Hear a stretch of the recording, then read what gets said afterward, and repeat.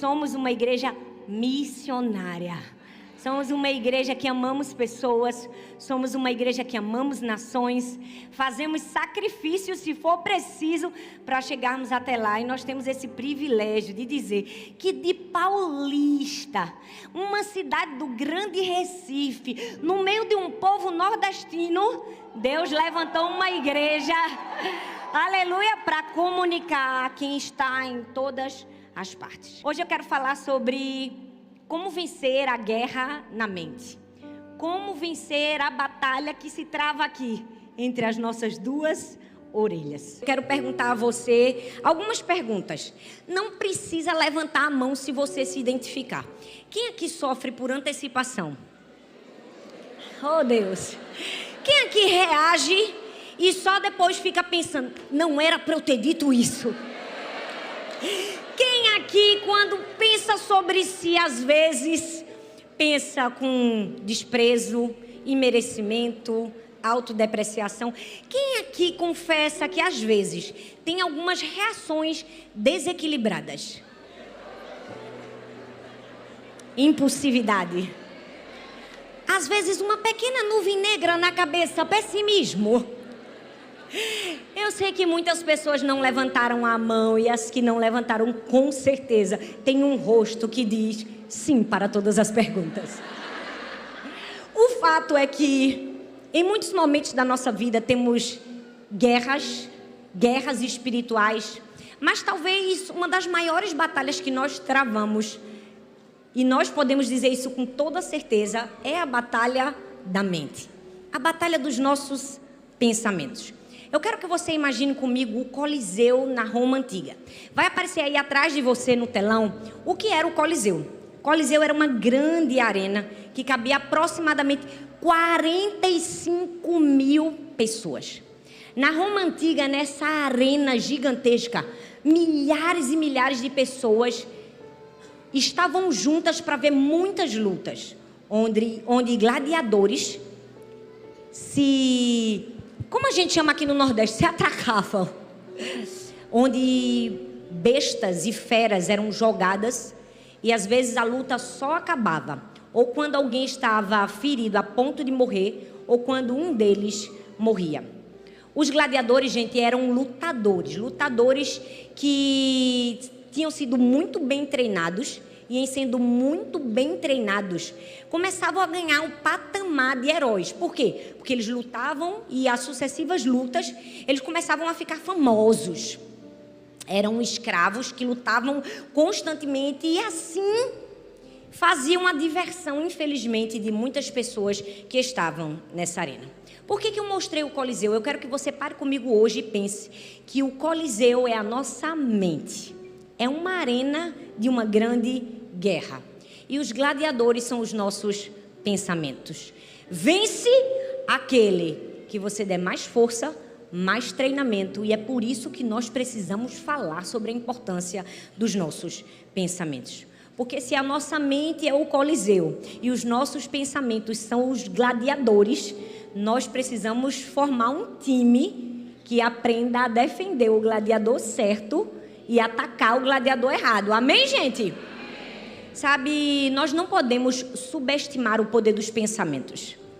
Eles são fortes, são bem treinados e estão bem armados contra nós, muitas vezes. A gente não pode subestimar, a gente pensa que aqui essa batalha não pode nos paralisar, mas além de não poder subestimar, a gente também precisa aprender a treinar. A gente precisa entrar nessa guerra e sermos vencedores. A gente precisa formar uma equipe de combate. Então olha para a mulher que está do seu lado e diz assim, hoje você vai formar uma equipe. Mas fala com vontade, hoje você vai formar uma equipe. Eu quero que você imagine agora vários gladiadorzinhos na sua mente e hoje você vai dizer, hoje eu vou treinar você. Você fala, hoje vai treinar bem direitinho, vai malhar comigo o pensamento. Vai fazer um exercício para vencer. Amém, gente? Porque a gente vai entrar numa luta, a gente vai entrar numa guerra, mas a gente vai sair dela vencedor. Amém? Eu preciso te dizer que do mesmo jeito que Deus tem um propósito na minha vida e na sua vida, e você ouviu isso a vida inteira, Satanás também tem uma agenda. Quando Deus tem um propósito, Satanás tem uma agenda para te tirar do propósito de Deus. E nós precisamos entender, para vivermos o propósito e dizermos não para a agenda de Satanás, a gente vai ter que se mover não pelo aquilo que a gente sente, mas por aquilo que a gente sabe. Não por aquilo que o nosso coração está dizendo, nem os gladiadores errados na nossa mente, mas aquilo que nós temos pleno conhecimento sobre quem Deus é e sobre quem nós somos. Por que o diabo quer tanto acabar com a nossa mente? Por que o diabo quer a sua cabeça? Porque a cabeça é um símbolo de autoridade. Eu não sei se você sabe, mas dos 5 sentidos do ser humano, 4 estão, sabe aonde? Na cabeça. Visão, olfato, audição, paladar. Eu não sei se você sabe também, mas uma pessoa ela consegue viver sem uma perna. Consegue ou não consegue? Consegue viver sem 2 pernas? Sem o braço? E o outro braço? A gente já viu vários exemplos de várias pessoas que vivem só com o tronco. E se cortar a cabeça? Morre. É por isso que o diabo quer sua cabeça. Você precisa ter muito cuidado, porque o diabo quer sua cabeça. Mas nós entendemos que para dizer sim ao propósito de Deus, nós vamos dizer não para a agenda do diabo. Eu estava compartilhando essa mensagem hoje de tarde com a minha irmã Sara, e ela disse assim: Thalita, não é à toa que os bárbaros, quando venciam a guerra, o troféu deles era a cabeça do inimigo. Gente, o diabo hoje está querendo sua cabeça como troféu. Você vai dizer, aqui não. Falar, aqui tem uma equipe bem treinada. Falar que eu estou colocando no prumo uma corda para malhar. Se alimenta direito. Hoje a gente vai ensinar direitinho nossos pensamentos. Amém, minha gente? Hoje é o dia que a gente vai entender que existem 5 batalhas, mas Deus vai nos dar 5 estratégias. Fala comigo, 5 batalhas, 5 estratégias. Hoje é o dia da gente colocar o diabo no lugar dele. Eu estou tão empolgada porque hoje a gente vai dar uma rasteira em Satanás. Eu estou sentindo isso. Quem está sentindo isso comigo? Gente, olha, hoje, quando o diabo quiser atacar a nossa cabeça, porque a gente sabe que ele quer a nossa, ele quer a nossa, quando ele vier atacar a nossa cabeça, você, meu pai é seu chefe. Fica bem caladinho aí. Hoje a gente vai aprender que quando Satanás disser assim, ó, calado, eu tenho a mente de Cristo. Fala para ele, Cristo, na Bíblia é o cabeça. Agora olha para mim, Cristo é o cabeça até no inferno. Então o diabo não pode te perturbar, porque Cristo é o cabeça de Satanás. Quem manda é Cristo. Então quando ele te perturbar, você vai dizer assim, ó, calado, meu pai é seu chefe. Calado, quem manda é meu pai. Amém, gente? Que hoje a gente vai aprender. Primeira batalha, a batalha da intimidação. Fala comigo, intimidação. Pensa numa batalha para o crente sofrer, a da intimidação. É verdade ou não é? E mulher, 10 vezes mais. A Bíblia fala em 1 Samuel 17, do 23 ao 30, diz assim: enquanto Davi estava falando com eles, Golias avançou e desafiou os israelitas, como já havia feito antes. E Davi escutou. Quando os israelitas viram Golias, fugiram apavorados, e eles diziam: olhem para eles, escutem seu desafio. Quem matar esse filisteu receberá uma grande recompensa, e o rei lhe dará muitas riquezas, e lhe dará sua filha em casamento, e a família do seu pai nunca mais vai pagar nenhum imposto. Então Davi perguntou aos soldados que estavam perto dele: o que ganhará o homem que matar esse filisteu e livrar de Israel essa vergonha? Afinal de contas, quem é esse filisteu pagão para desafiar o exército do Deus vivo? E aí eles contaram que quem ganharia que matasse, o que ganharia quem matasse Golias. Então Eliabe, o irmão mais velho de Davi, ouvindo, conversando com seus soldados, ficou tão zangado que disse: o que é que você está fazendo aqui? E com quem está as suas poucas ovelhas no deserto? Seu convencido, você veio aqui só para ver a batalha. O que foi que eu fiz agora? Perguntou Davi. Será que não posso nem fazer uma pergunta? Então Davi fez a mesma pergunta para o outro soldado e ouviu a mesma resposta. Você conhece essa história? A história do gigante Golias e do pequeno Davi. Uma história de uma batalha de intimidação. Antes de Davi vencer o gigante Golias com 5 pedras, ele precisou vencer a batalha da intimidação. De alguém muito próximo dele, da sua própria família, do seu irmão. A Bíblia diz que o seu pai manda Davi até os seus irmãos que eram soldados e ele apenas um pastor de ovelhas. O pai manda Davi para levar o alimento. Eu costumo dizer que Davi era apenas entregador de iFood. Estava só levando comida. Não tinha moral nenhuma, não tinha espada, não tinha lança, não tinha armadura, não tinha pose dos soldados, não tinha nada. Estava só indo levar comida, obedecer ao pai. E quando ele chega lá, ele recebe uma palavra de intimidação. Seu irmão diz assim: o que é que você está fazendo aqui? Eu não sei você, mas eu já passei por muitos momentos que eu entrei num lugar que eu disse assim: o que é que eu estou fazendo aqui? Não porque eu tivesse pensado isso por mim mesma, mas porque o olhar e as palavras das pessoas me disseram isso. O que é que você está fazendo aqui? Quem você pensa que é? Você já se sentiu nesse lugar de intimidação, de inadequação, de dizer assim: esse lugar não é para mim?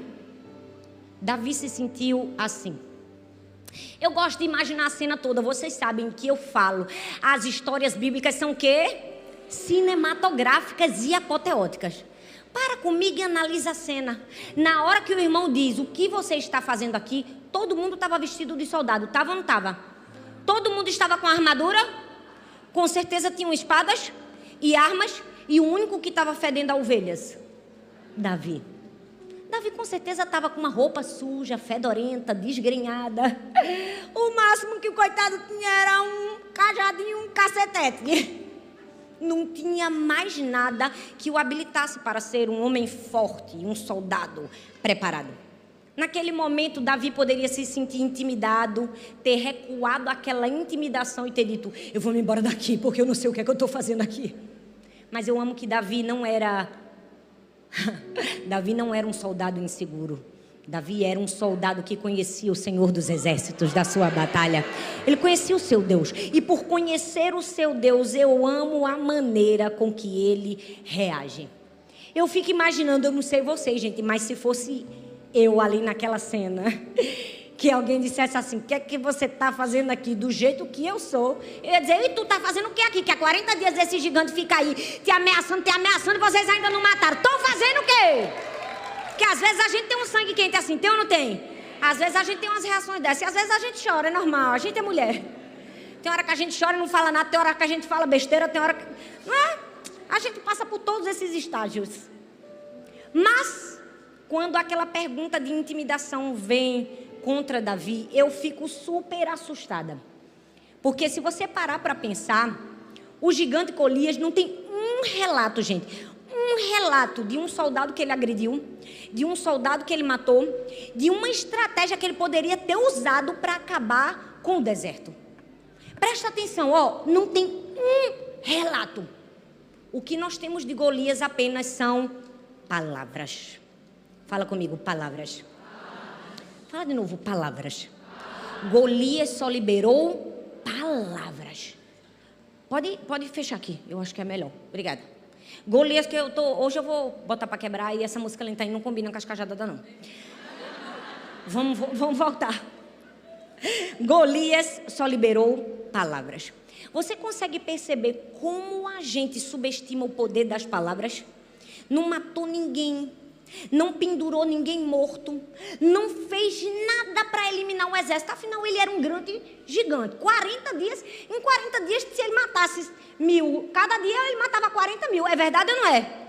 Mas ele não fez isso, ele só liberou intimidação. Não escorreu uma gota de sangue. Foi uma batalha de intimidação. Eu preciso te dizer, nós precisamos entender que o nosso inimigo, às vezes, nem está preparado para derramar nosso sangue. Ele só quer nos paralisar através da intimidação. E aí, quando somos intimidadas, quem você pensa que é?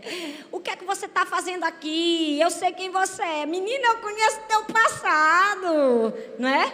Todas essas palavras de intimidação, a gente precisa usar a estratégia do foco. Fala comigo, foco. Porque Davi foi o único que pensou que Deus poderia ser maior do que o inimigo. E porque ele pensou diferente, ele agiu diferente. Davi foi o único que pensou, Deus é maior que esse gigante. E porque ele pensou diferente, ele agiu diferente. Ei, para você agir diferente, primeiro você vai ter que pensar diferente. Primeiro você vai ter que conhecer a Deus. Primeiro você vai ter que dizer, tem alguma coisa errada com esse discurso? Rapaz, ele está dizendo que é o herói, que tem poder, que tem força, que tem arma, que vai subjugar o povo de Deus e todos serão escravos. Não, se o meu Deus entrar na batalha. Não, se eu fizer alguma coisa, você precisa estar tão focado no seu propósito, que quando o gigante disser para você, não vai dar, você diz, foi triste para você, não vai dar para tu. Acabou teu tempo, é agora, porque o meu Deus entrou em cena. Meu Deus, quando entra na batalha, ele não perde. Rapaz, eu sei quem é papai. Ei, meu pai é teu chefe. Hoje a gente vai dizer para Satanás, meu pai é teu chefe. Não, mas fala com vontade, diz assim, ó, meu pai é teu chefe. Nós precisamos ter foco. Sabe por quê, gente? Um cárcere mental, ele acontece na nossa vida quando a gente dá vez a sucessivos pensamentos destrutivos. Mas a gente não vai dar vez a sucessivos pensamentos destrutivos. A gente vai fazer uma reprogramação mental. A gente vai dar vez a pensamentos corretos na nossa mente, porque através do foco nós vamos vencer.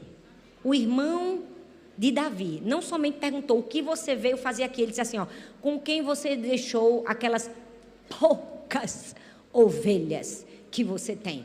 Gente, o diabo é sujo. Não basta ele dizer pra gente que a gente está no lugar que não era para estar. Ele ainda disse, rapaz, olha para a tua vida, tu só tem pouquinhas ovelhas. Mas aqui tem uma grande lição.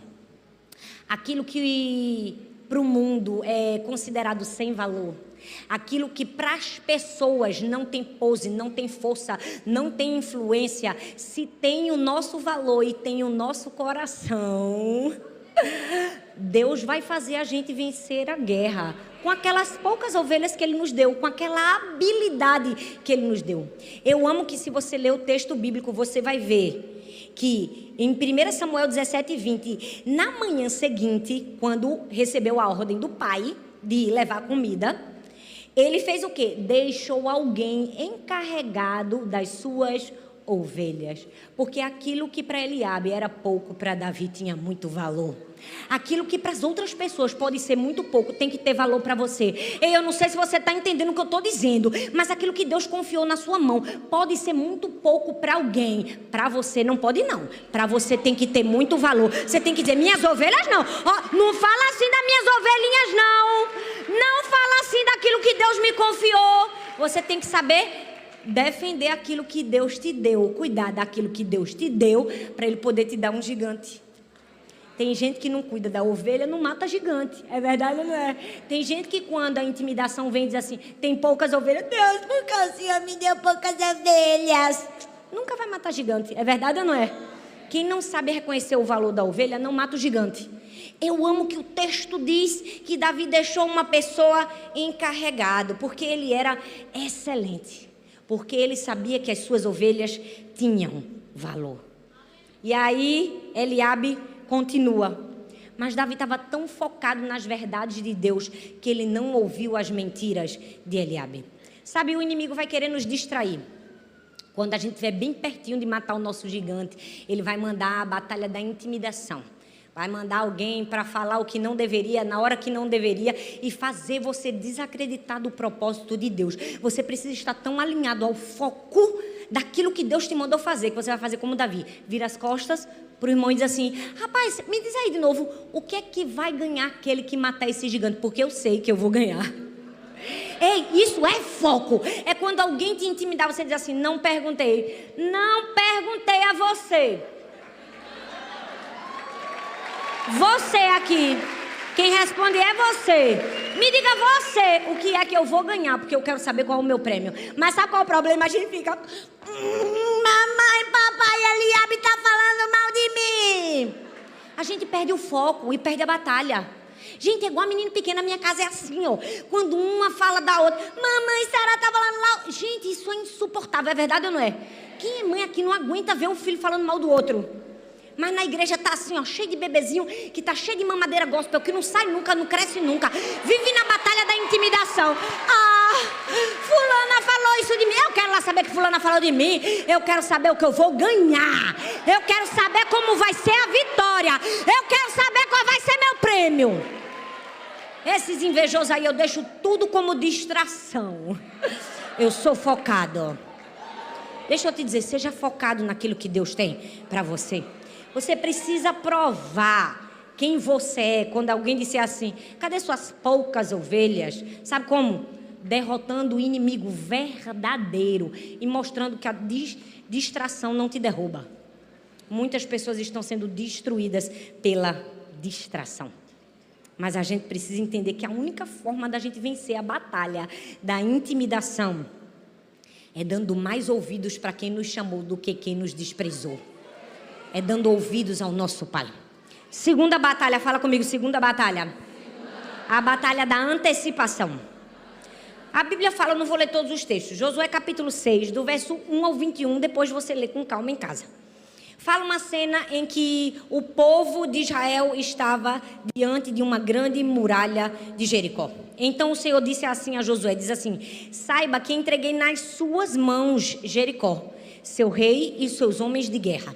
Marche uma vez ao redor da cidade com todos os homens armados e faça isso durante 6 dias. Fala comigo, 6 dias. Gente, eu fico imaginando vocês e eu. Se Deus dissesse assim, tem uma terra maravilhosa para vocês. E quando a gente chegasse, tivesse uma grande muralha. A gente sabia que a gente ia enfrentar um inimigo, mas a muralha estava lá. Gente, é impossível não enxergar o obstáculo. Você consegue imaginar o povo pensando o que é que tem por detrás desses muros? E será que eles são mais fortes do que nós? Quais serão as armas que ele tem? E se a gente não conseguir vencer esse inimigo? Aí é que reside o problema. As supostas faltas de garantias que nós temos em uma batalha podem nos levar a esse perigo. O perigo da antecipação. O perigo de fazer uma coisa fora do tempo. O perigo de tomar a frente. O perigo de ficar ansioso, preocupado. Sabe, nessa batalha o gladiador vai sussurrar nos seus ouvidos 2 palavrinhas muito perigosas. E se? E se atrás desse muro tiver alguém com a arma? E se não der certo? E se você não vencer? E se você não ganhar? E se você não estiver preparada? E se? E aquilo que começa apenas com uma possibilidade, presta atenção, começa a se tornar uma certeza na nossa vida. E aí é que mora o perigo. A gente começa a acreditar tanto. E quando a gente vê, pouco a pouco, a gente tem certeza absoluta que tudo vai dar errado. Já percebeu? Essa é a batalha da antecipação. Olha bem para mim aqui, ó. A batalha da antecipação nada mais é do que a batalha da ansiedade. É quando a gente tem uma muralha bem na nossa frente e o inimigo diz assim, e se não cair? E se? É quando a gente sofre por antecipação. A gente nem enfrentou o inimigo, mas a gente já está acreditando que perdeu. Por quê? Porque a gente deu ouvidos ao e se. Cuidado com e se. Sabe por quê? Porque a maneira preferida de Deus para mim e para você é a paz. E a ansiedade é exatamente o oposto da paz. Mas muitas pessoas estão perdendo a sua tranquilidade interna, porque estão dando ouvidos aos gladiadores que dizem, e se?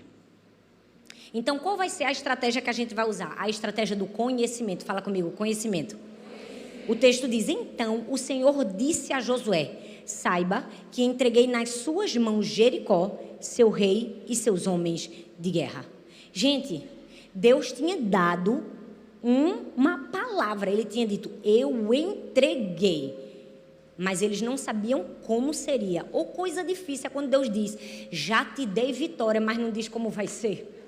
Pensa a mulher ansiosa, gente, quando Deus diz, você está nessa guerra, mas a sua batalha será ganhar, a gente diz, não Deus, aceito não, eu quero uma ficha catalográfica de como será, passo por passo, 1, 2, 3, 4, 5, e se possível eu faço uma ligação de 5 em 5 minutos para me dar um feedback. É ou não é? Porque a gente vive assim, ó, na batalha da ansiedade, da antecipação, querendo que Deus explique todas as coisas para a gente. Mas nós precisamos entender que nós vamos vencer a ansiedade com o conhecimento de quem Deus é. Eu amo que o texto fala assim, olha, gritem, o Senhor lhes entregou a cidade. Eu não sei se você consegue perceber a força desse texto. Quando Josué diz assim, ó, gritem, o Senhor lhes entregou. Já te entregue? Já te entregue? Não, que só foi entregue depois do grito. Te entregue? Mas ele disse assim, ó, gritem, o Senhor já entregou. Sabe o que é isso? Conhecimento de quem Deus é. Antes da muralha cair, Josué já sabia que Deus tinha entregue. Ei, você precisa ter esse nível de confiança em Deus, que antes da coisa acontecer, você diz, já aconteceu. Meu pai já fez. Porque se meu pai prometeu, ele cumpre. Sabe o que é isso? Vence-se a batalha da antecipação com a estratégia do conhecimento.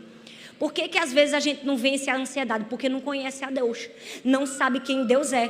Todas as vezes que você tem uma conta para pagar e não tem o dinheiro, você tem que pensar, qual é a arma que eu vou usar? Conhecimento. Ah, Deus é o quê? Provedor. Venceu, acabou, é o chefe. Todas as vezes que você pensa assim, tô na solidão, você pensa, qual a estratégia? Conhecimento. Deus é o quê? Deus é aquele que está ao meu lado, o paracleto, nunca me deixa sozinho. Venci a guerra. Todas as vezes que qualquer sentimento ou qualquer guerra na sua mente quiser te dar uma mentira, você vence com a verdade do conhecimento de Deus. Então você vence com o conhecimento. Fala comigo, conhecimento. Terceira batalha, a batalha da autodepreciação. Porque tem gente que diz assim, pastor, a minha batalha passada era maior, da ansiedade, porque parece que o mundo está assim, é ou não é? Da antecipação. Gente, eu não sei vocês, mas o meu marido é assim, ele almoça querendo saber o que vai ser o jantar. Se essa fosse a única antecipação da nossa vida, era boa, né? O problema é que a gente quer a antecipação de como será o resultado de todos os nossos problemas. Mas tem uma batalha que nos acomete demais, é a batalha da autodepreciação, e para ela também tem uma história de guerra. A história de Gideão. A Bíblia diz em Juízes capítulo 6, do verso 12 ao 24, que Deus escolhe um homem para, depois que o povo de Israel já estava ali há muito tempo, já tinha se afastado do Senhor e precisava vencer os midianitas. Vocês estão vendo que todos são guerras, estão ou não estão? Todos têm inimigos e todos têm estratégias. Para matar os midianitas, Deus levanta um homem, Gideão, que estava escondido, com medo. E um medroso escondido, Deus diz, um poderoso guerreiro. Gente, eu amo que Deus vê capacidade em nós que a gente não consegue ver. Deus enxerga o que ninguém vê. Deus capacita, Deus ama, Deus honra. Deus escolhe Gideão. Mas, sinceramente, nós muitas vezes somos como Gideão. Deus diz assim, poderoso guerreiro. Aí a gente diz, Deus, queria só te informar que o meu clã é o menor. Da minha casa, eu sou o menor. Não sei nem porque o Senhor me escolheu, porque assim, eu não sou nem o pó da terra. Gente, por que a gente tem que informar a Deus de uma coisa que para Ele é uma mentira? Porque Ele já acreditou em nós, porque Ele já nos deu dons, capacidades e habilidades, porque Ele já proferiu palavras a nosso respeito e disse, não, nada disso não, nada disso. Sai de trás dessas malhadas, porque você é um poderoso guerreiro. Deus tem paciência com a gente, tem ou não tem? Nós precisamos entender que essa batalha da mente, da autodepreciação, vai ser vencida com a estratégia da substituição. Fala comigo, substituição. Porque, olha, gente, todas as vezes que vem pensamentos para nos destruir, você já percebeu que a gente fica, tá repreendido em nome de Jesus? Gente, crente é assim, ó, quando vem um ataque na mente, a primeira coisa que a gente faz é, tá repreendido em nome de Jesus. E eu passei boa parte da minha vida vivendo essa guerra. Eu achava que era assim que a gente vencia as batalhas. Quando chegava no fim do dia, eu estava exausta. Eu estava morta e eu não sabia o que era. Claro, eu passava o dia repreendendo demônio. Tá repreendido, tá repreendido. E sabe o que eu fazia? Não fazia nada para substituir. Foi aí que eu aprendi que eu mando o pensamento maligno para fora e coloco um outro bom no lugar. Ei, todas as vezes que o diabo disser assim, você não é capaz, você diz, Satanás, eu te repreendo no nome de Jesus. Mas começa a profetizar a verdade. Eu fui feito de maneira assombrosamente maravilhosa. Eu fui tecida pelas mãos do tecelão, do Criador de todas as coisas. E quando Deus me criou, Ele disse assim, é muito bom. Sabe qual é o nosso problema? A gente só repreende, mas não substitui. Então, como é que a gente vence a batalha da autodepreciação? Repreende e substitui. Fala comigo, repreende e substitui. Geralmente nessa batalha, o gladiador vai dizer uma coisa no nosso ouvido, você não é capaz. Ô gente, o cão é um endemoniado mesmo. Porque, sinceramente, todas as vezes que a gente está num momento de fragilidade, o diabo através dos seus gladiadores do mal, vai dizer assim: você não é boa o suficiente. Logo, uma coisa que a gente quer ser. É verdade ou não é? Todo mundo quer ser uma boa filha, uma boa esposa, uma boa mãe, uma boa dona de casa, uma boa estudante, uma boa profissional. Todo mundo quer ser bom, gente. É verdade ou não é? Aí o diabo diz assim: você não é boa. Gente, pega pesado. É ou não é? Mas quando a gente entende a guerra e recebe a estratégia, a gente vence. A gente vence essa guerra através da substituição. Mas muita gente não quer substituir porque gosta de lamber ferida. Gente, eu não estou aqui para falar uma coisa que agrada a você, não. Eu estou aqui para falar a verdade para você. Porque eu não tenho um compromisso de alisar a cabeça de ninguém, eu tenho um compromisso com a palavra de Deus. Então, muita gente vive eternamente numa guerra. Eu vou dizer, é o mal desse século. Essas palavrinhas de vitimização. Porque se ninguém nunca acreditou em você, porque você era o pior do pior do pior. Do pior, não tinha nada para dar certo. Eu fico, que teologia miserável é essa? Que um filho de Deus criado por um Deus inteligente, soberano, sobrenatural, criou uma coisa tão ruim.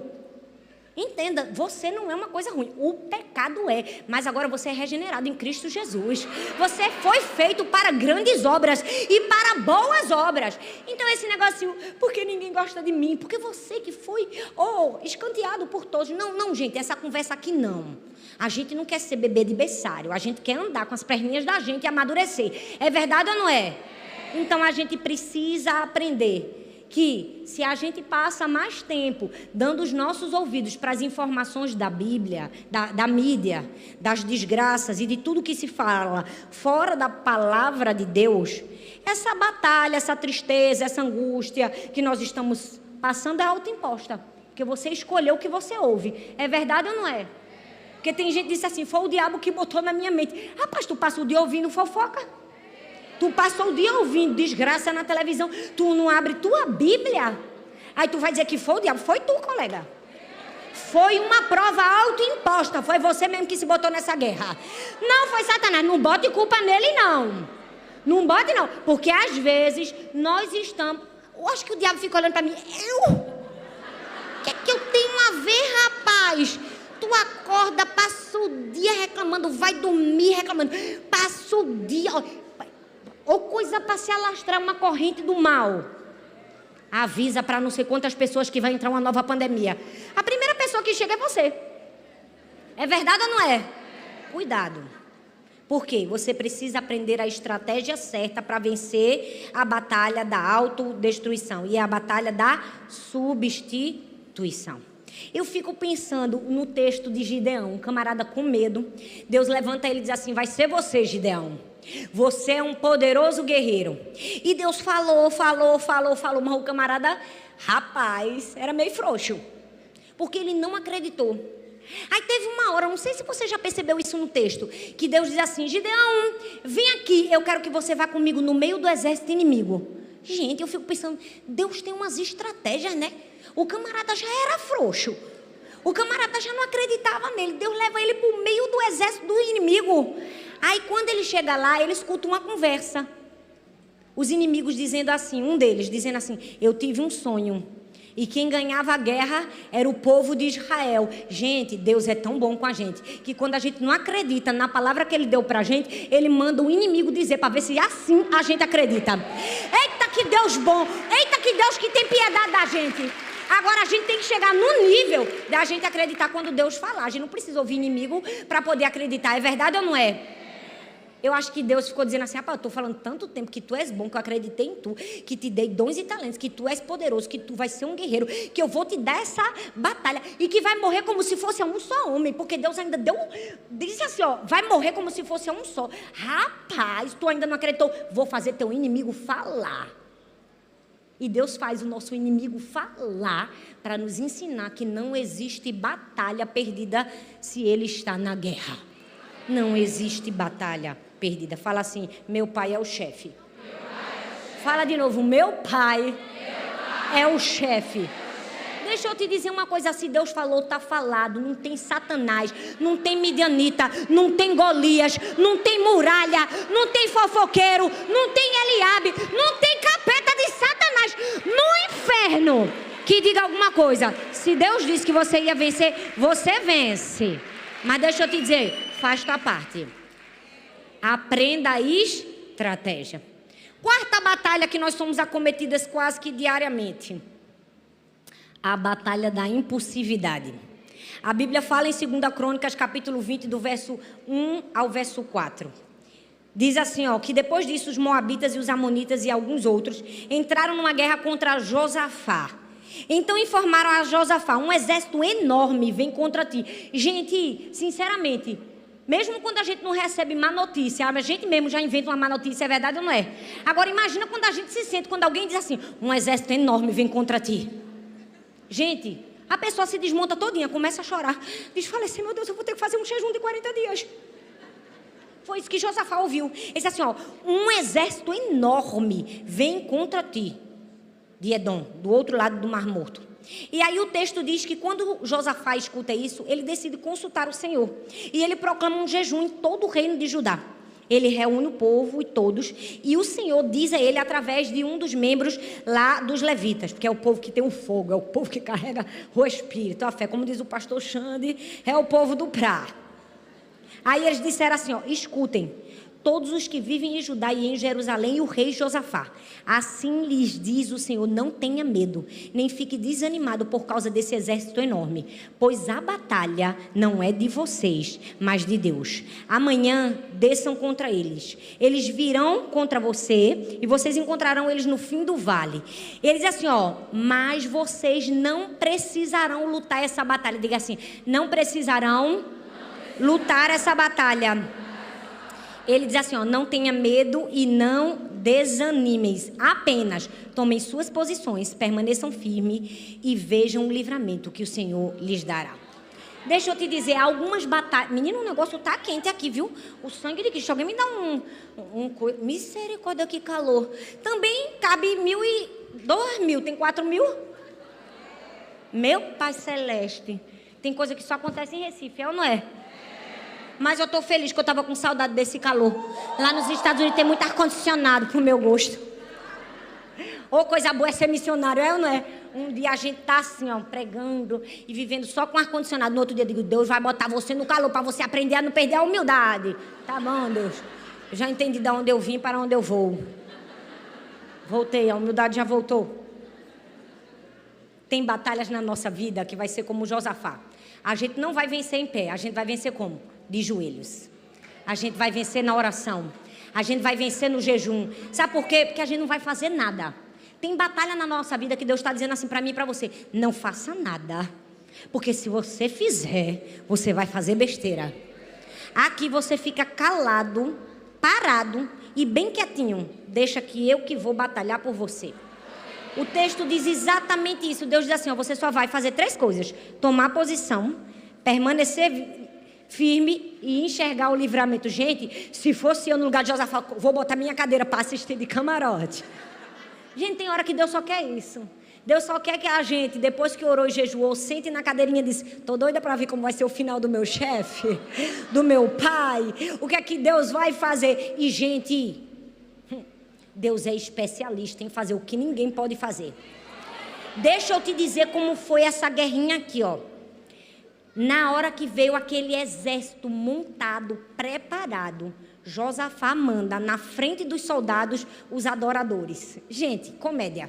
Nunca vi uma pessoa ganhar uma guerra cantando, mas com Deus é assim. Ele vai dizer assim, vai sem arma nenhuma, vai todo mundo cantando.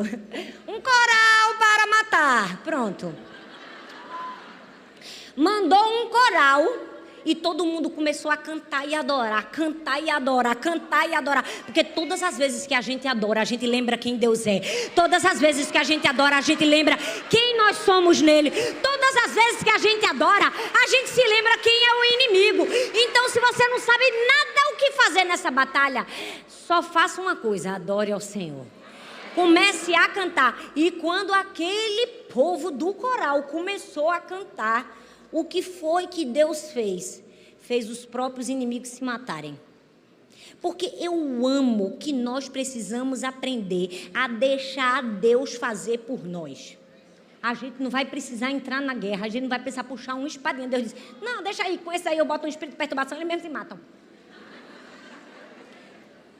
A minha, você cabe apenas obediência. Fala comigo, obediência. Mas é preciso muita obediência, viu? Porque nem sempre é fácil obedecer quando é Deus que tem que fazer tudo. Porque outra coisa que mulher gosta de fazer é as coisas.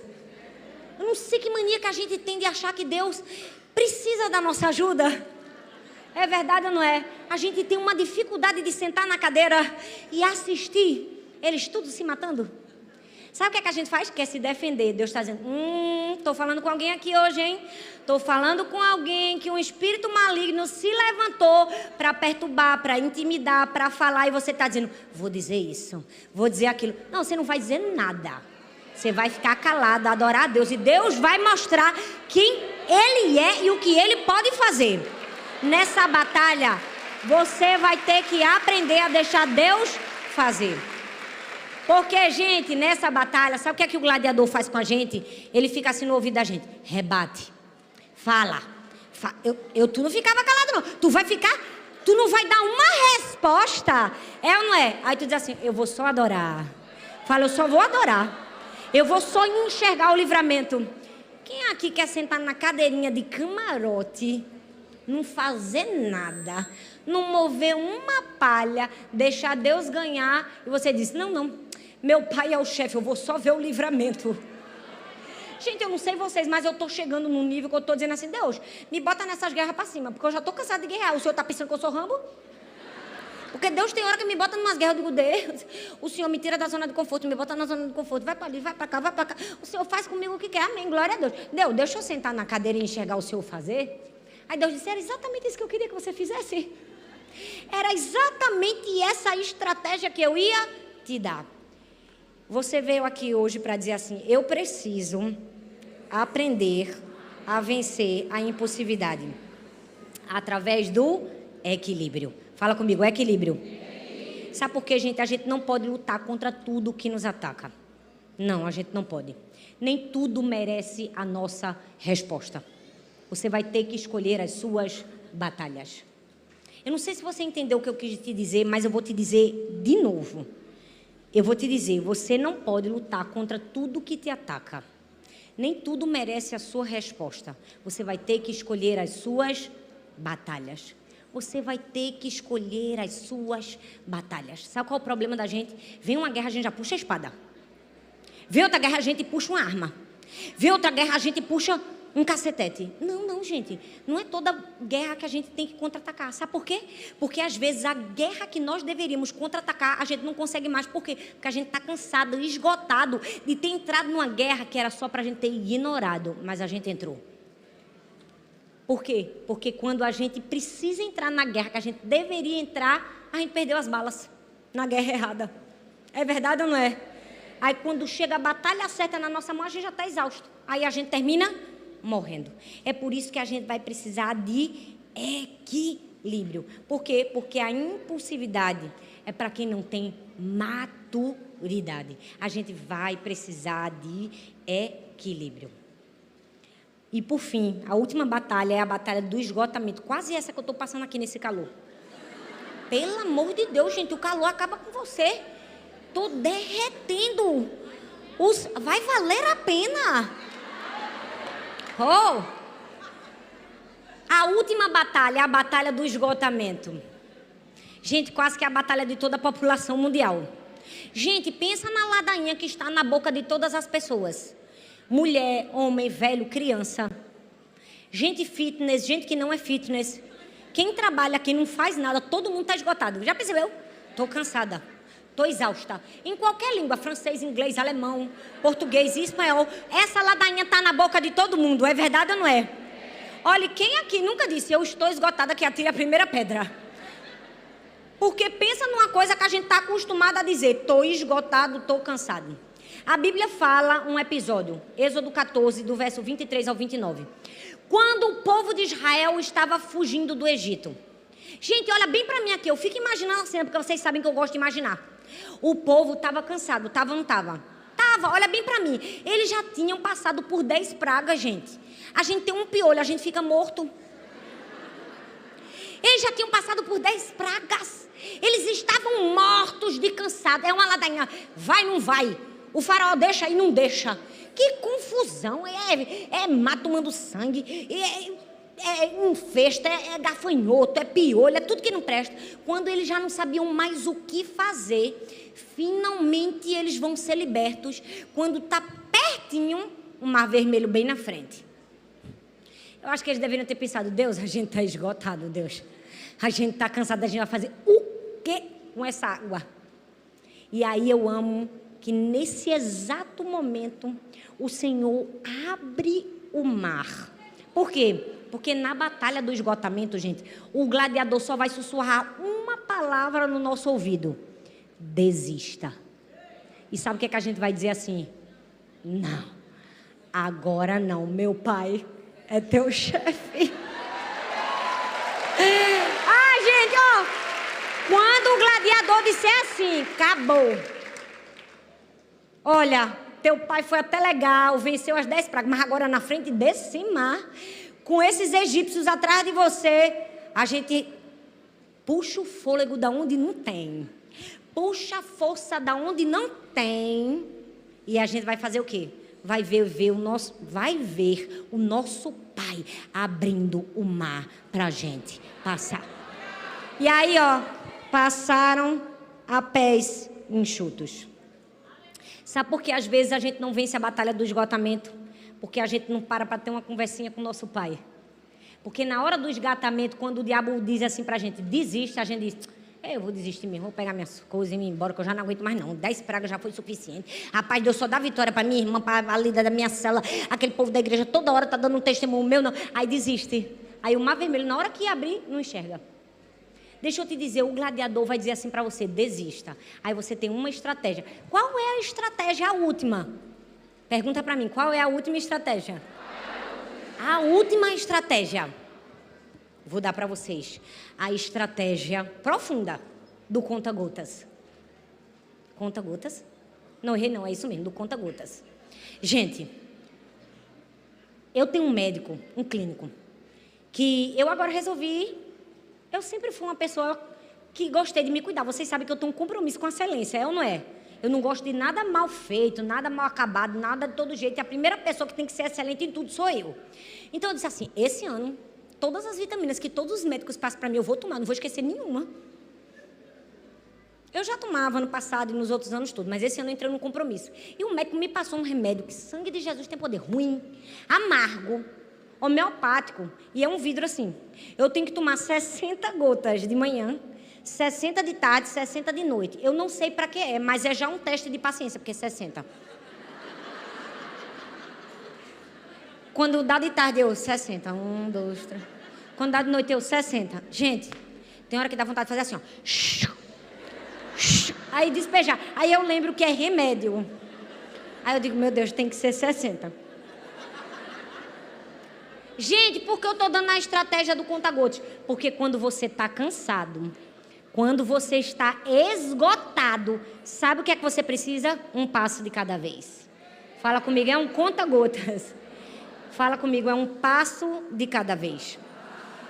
A gente vai precisar entender que quando a gente está esgotado, movimento nem sempre é progresso.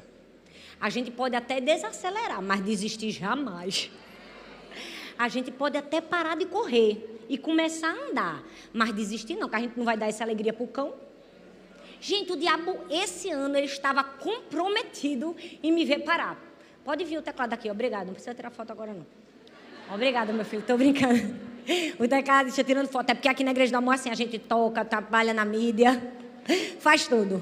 Gente, eu não sei porquê, o cão acordou em 2023 e disse assim, vou parar, Thalita. Gente, parece que um espírito de intimidação, de tristeza, de angústia. Tá vendo? Ó, falou no cão, ele já quer atrapalhar. Tô brincando. Parece que queria me paralisar. Eu me acordava e dizia, Deus, pelo amor de Deus, cadê minha energia? Que eu não estou vendo. Não combina comigo não. Combina não quero não, isso não. Deixa eu te dizer. Essa é uma guerra antiga. Foi só 2023? Não. A vida inteira, desde o momento que eu nasci, você nasceu, o diabo está planejando te paralisar, porque ele quer a nossa... Ele quer a nossa... Mas quem é o chefe? Quem é o chefe? Presta atenção, não se iluda, o diabo quer a nossa cabeça. ele vai fazer de tudo para nos paralisar. E às vezes vai vir um esgotamento, um cansaço, uma tristeza. E a gente vai precisar dizer assim: o Senhor é o meu pastor, de nada terei falta. A gente vai poder dizer como o salmista no Salmo 23: em verdes pastagens me faz repousar e me faz conduzir e me conduzirá a águas tranquilas. Eu não sei você, mas às vezes o pastor nos conduz a águas tranquilas, porque a gente mesmo não sabe mais nem procurar água, é ou não é? Não tem momentos da nossa vida que os ataques são tão intensos e que nós estamos vencendo as nossas guerras interiores e a guerra de milhares de outras pessoas, que a gente não sabe mais nem onde procurar alívio. Aí Deus diz assim: esqueceu que eu sou o chefe, sou o pastor, sou o pai, eu te levo para águas tranquilas. Vai parar não, deixa o diabo ficar endemoniado do inferno. Vai só dormir um pouco, descansar para acordar como? Com um estilingue na mão e 5 pedrinhas para matar Golias. Deixa eu te dizer, quando o diabo pensar que perdeu, você diz assim: não, gente, eu sou só um guerreiro disfarçado de pastorzinho. Vou tirar um cochilo, cantar uma musiquinha. Quando eu me levantar com 5 pedrinhas e um estilingue na mão, eu mato Golias. Sabe, Deus está nos ensinando. Podem vir milhares de batalhas contra você.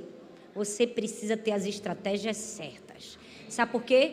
Porque quem conhece seu pai, quem usa a arma correta, vence a guerra. Diga assim: eu vim para vencer. Gente, meu Deus, com essa força. Meu pai, não. Eu vou te dar mais uma chance. Diga assim: eu vim para vencer. Eu vim para vencer. Fala de novo: eu vim para vencer. Eu vim para vencer. Fala a palavra, fala comigo assim: quem é o seu pai? Não, gente, você vai me responder. Quem é o seu pai? Ele é o quê, gente? Vou perguntar de novo: quem é seu pai? Não, gente, não precisa dizer que é Deus, que Deus a gente já sabe. Eu só estou querendo ensinar. Quem é o seu pai? Quem é seu pai? Quem é seu pai? Se seu pai é o chefe, como é que você vai fazer? Vencer as batalhas. Então você vai repetir comigo: na batalha da intimidação, qual é a estratégia? Aí vocês vão dizer: foco, tá bom? Bora lá? Na batalha da intimidação, qual é a estratégia? Foco. Na batalha da intimidação, qual é a estratégia? Foco. E na batalha da antecipação, da ansiedade, do e se, não vou conseguir, qual é a estratégia? Conhecimento. Povo preparado, fala comigo: conhecimento. E na batalha da autodepreciação, quando o diabo tentar dizer: não é para você, você não é capaz, você não é suficientemente bom, qual é a estratégia? Fala comigo: substituição. Fala mais forte: substituição. E quando vier a batalha da impulsividade, aquela hora de querer quebrar a muralha do seu jeito, Deus disse: fica calmo, dá as voltas que você tem que dar primeiro. O como é que você vai vencer? Fala comigo: equilíbrio. Fala: eu sou moderada. Fala: eu sou equilibrada. Eu não sou impulsiva. Agora, e quando vier a batalha do esgotamento? Quando vier a batalha do esgotamento? Conta gotas. É um passo de cada vez. Fala comigo: um passo de cada vez. E aí o mar vai se abrir. Você pode ficar em pé no seu lugar?